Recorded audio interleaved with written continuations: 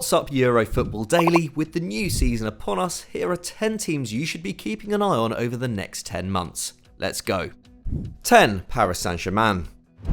Kicking off with the club who have done the most significant work in the transfer market this summer, PSG are well equipped to bounce back from the disappointment of 2020-21, a season in which they failed to win Liga for just the second time in 9 years and scored fewer goals than in any campaign since 2015. But with a full pre-season of preparation, albeit one which saw his side lose the Super Cup to Lille, Mauricio Pochettino will be confident going into the new campaign, with two of Europe's very best young players in Achraf Hakimi and Gianluigi Donnarumma through the door, and top-class experience in the form of Gini Wijnaldum and Sergio Ramos also joining the club.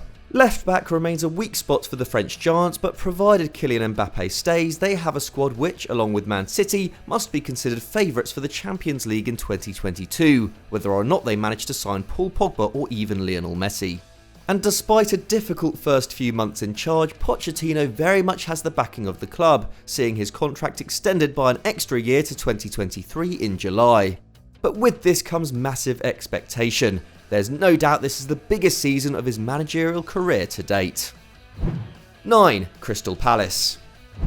It's difficult to know right now how Patrick Vieira is going to do at Crystal Palace, but either way it's going to be interesting. The former Arsenal captain has entered a club which managed to stay in the Premier League on a small budget under Roy Hodgson, spending less on transfers than any other top-flight club between 2017 and 2020 and finishing no lower than 14th in that time. However, by the final 2 years of Hodgson's reign, Palace fans were ready to see a departure from his defence-oriented tactics, which had seen the side become over-reliant on Wilfried Zaha in attack. There's a hope that under Vieira this will change. The Frenchman favours an expansive style with a focus on playing out from the back. And while the Berechi Eze was brought in to add more creativity in 2020, the club hasn't really addressed its ageing squad until this summer. Joachim Andersen and Marc Guehi are fantastic candidates to rejuvenate the back line, while tricky midfielder Michael Olise is one of the most exciting teenagers in Europe. Eze's long-term injury is a big setback, but Palace have done everything right in the market so far. While Vieira got mixed results with New York City and Nice and will need to temper his expectations at Palace, where a top-half finish looks beyond them for now at least, Selhurst Park should be treated to more entertaining football this term. 8. Borussia Dortmund. It may seem strange to earmark a club which has lost arguably its most important player as one to watch this season, but there are still plenty of things to get excited about if you're a Dortmund fan. The German outfit may have sold Jadon Sancho, but this was always going to be an eventuality, while Daniel Malen is the most exciting attacker to enter the Bundesliga so far this summer. Gregor Kobel, signed from Stuttgart, also looks like an upgrade on Roman Bürki in goal, and then there are the teenage sensations who will enter the new campaign with an extra year of experience under their belt. Jude Bellingham and Gio Reyna are already established members of the side and are only getting better, while 16-year-old Youssoufa Moukoko will be looking to build on the early promise he's shown in the first team. What's more, Marco Rose is arguably the most forward-thinking appointment the club have made since they hired Thomas Tuchel in 2015. He may have endured a disappointing end to life at Mönchengladbach, but his first campaign with Die Fohlen was a roaring success. He also has a wealth of experience with coaching young players from his days at Salzburg, where he led the under-18s to the UEFA Youth League in 2017 and worked with talents like Dominik Szoboszlai, Patson Daka and for a short while Erling Haaland. We're looking forward to seeing what he does at the Westfalenstadion. 7. RB Leipzig. Marco Rose's successor at Salzburg, Jesse Marsch has now been promoted to the highest coaching role in the Red Bull family at Leipzig, where he served as Ralf Rangnick's assistant in 2018-19. Taking the reins from Julian Nagelsmann is no easy task, especially with Dayot Upamecano and potentially Marcel Sabitzer following the esteemed coach to Bayern Munich.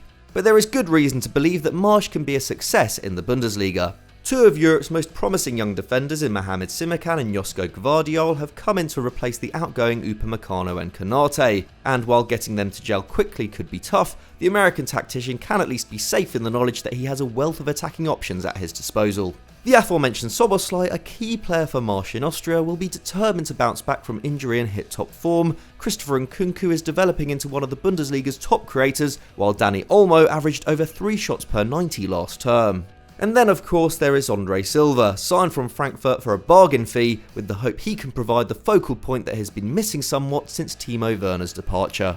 It should be a fun season at the Red Bull Arena. 6. Barcelona. As this is being written, one of the most significant stories in Barcelona's history is unfolding.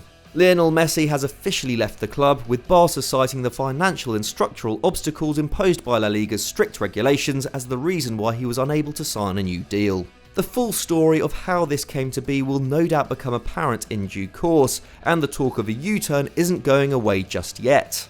But as it stands, Barca will enter the new season without its greatest ever player, one who contributed to 46% of the club's total goal output in La Liga last term. How they move on will be fascinating to watch. They have often struggled without him in the past, but with a new system needed which doesn't account for the 34-year-old, the rest of the side will need to take on more responsibility. Pedri already has the makings of a world-class creator, while Frenkie de Jong was one of the club's key performers last term. If Antoine Griezmann stays, he will take the spaces once occupied by Messi, while Memphis Depay could continue as a centre-forward, assuming he can be registered of course. At this stage though, it's difficult to see them challenging for the title, or even being guaranteed a top 4 place, such has been their reliance on the Argentinian maestro. A loss that will have huge ramifications not only for Barcelona, but Spanish football as a whole.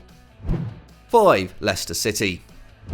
Entering his third full campaign at Leicester, Brendan Rodgers may have agonisingly missed out on Champions League qualification for 2 consecutive seasons, but his excellent work at the King Power has helped break up the traditional Big Six. And once again, the Foxes are doing great business, bringing in Boubakary Soumaré and Patson Daka for £45 million combined.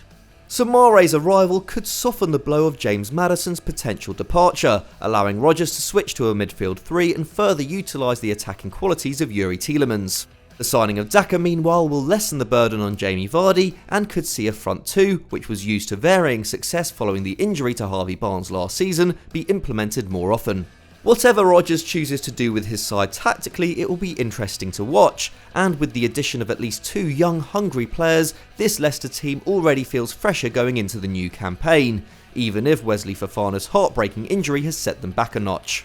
They may require a significant slip up from one of the big boys for a chance at the top 4, but they'll no doubt do a good job of challenging, and they'll also be hoping for more silverware, perhaps in the form of the Europa League, following their FA Cup win. It should be another season of progress in the East Midlands. 4. Atletico Madrid. For the first time in 7 years, Diego Simeone has the task of defending a La Liga title. And compared to 2014-15, when Barcelona and Real were both at the peak of their powers, Atleti have a far more realistic opportunity of holding on to their crown, something they've not managed since 1951. They are certainly strong enough to do so. Rodrigo de Paul could prove to be one of the signings of the summer, with his excellent all-round ability meaning he should thrive in whatever system Simeone chooses to play. And while Trippier and Saul continue to be linked with moves away, they are yet to lose a star player just yet. We should also expect to see more from Joao Felix, who for the first part of last season looked like a superstar, while the likes of Marcos Llorente and Yannick Carrasco will be looking to build on career-best campaigns. With Real and Barca deep in transition, Simeone's stability could see the Wanda Metropolitano shine with glory once again. 3. Man United. We considered Man City for our third and final English slot, but even without Grealish or Kane, they would still be one of the top 2 sides in Europe. Chelsea will also be exciting to watch in Thomas Tuchel's second season, but as this is written, they're yet to get a significant signing through the door. Man United, on the other hand, have already made some serious upgrades this summer. The long-awaited arrival of Jadon Sancho represents a big moment for the Red Devils. The most blockbuster signing they have made since Paul Pogba, the young Englishman comes into a side which has been crying out for a top-quality right-winger for about half a decade, and will give the United forward line much-needed balance. Last term, only Aston Villa and Crystal Palace saw a higher percentage of their attacks go down the left, and the Red Devils can't afford to rely so heavily on Marcus Rashford, who has played through injuries over the last 2 years and is finally undergoing surgery. Raphael Varane meanwhile brings pace, intelligence and experience to the back line, which now looks like one of the best in Europe on paper, and the club has also brought in Eric Ramsey from Chelsea. The highly rated coach has been hired primarily to improve set pieces, something the side struggled with last season. Whether or not the club secures a defensive midfielder, we should expect them to make strides this term, and perhaps even pick up some silverware. 2. Atalanta. No longer the underrated side many considered them 2 or 3 years ago, Atalanta are comfortably one of the best teams in Italy, and have been for some time now, finishing 3rd for the last 3 seasons and in the top 4 in 4 of the last 5. Their ability to make big profits on exciting prospects and reinvest wisely has been central to this, while Gianpiero Gasparini's forward-thinking tactics have made them consistently exciting to watch, outscoring everyone in Serie A for the past 3 campaigns. And there's everything to suggest they can once again sit among the elite this term. Cristian Romero will be missed, but the arrival of the highly rated Matteo Lovato from Verona should compensate.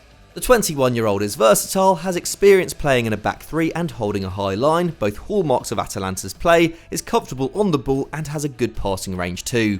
Meanwhile, the signing of Juan Musso from Udinese represents a big upgrade on the error-prone Marco Sportiello in goal. The talismanic Josip Ilicic could still leave, as could Duvan Zapata, but given Ladea's record in the transfer market, suitable replacements would most likely be found. If Inter lose Lukaku, Atalanta could lead the chasing pack in Serie A this year. 1. Nice. Despite the financial crisis which followed the LFP's collapsed television deal with MediaPro, Nice have been busy building a new project on the south coast of France, getting in the title-winning Christophe Galtier from Lille and spending more than anyone else bar PSG and Marseille. And they've made some exciting signings too, with Calvin Stengs and Pablo Rosario arriving from the Eredivisie, Jean-Claude Todibo making his loan switch from Barcelona permanent, and Justin Kluivert coming in on loan from Roma. The varying combination of Stengs, Kluivert and the excellent Amine Gouiri, who registered 12 goals and 7 assists last term, should make for a speedy and fluid forward line full of creativity, while Kasper Dolberg will be looking to kick on after an impressive European Championships. Only Borussia Dortmund handed more minutes to under-21 players in Europe's top 5 leagues last term, so Galtier has a young and impressionable squad to impart his ideas on. With his ability to instill a solid defensive shape as well as an exciting attack to work with, the former Saint Etienne boss has the tools to transform a side which was mediocre at the back and in front of goal last term into one which can push for Europe again. And if he gets off to a good start, there could even be potential for an unlikely title challenge. So those are our 10 teams you should be keeping an eye on this season, but do you have any shouts yourself? Let us know in the comments below and we'll do our best to reply. If you enjoyed this video, don't forget to leave us a like and subscribe to Euro Football Daily for more great content like this. Thanks for watching and we'll see you next time.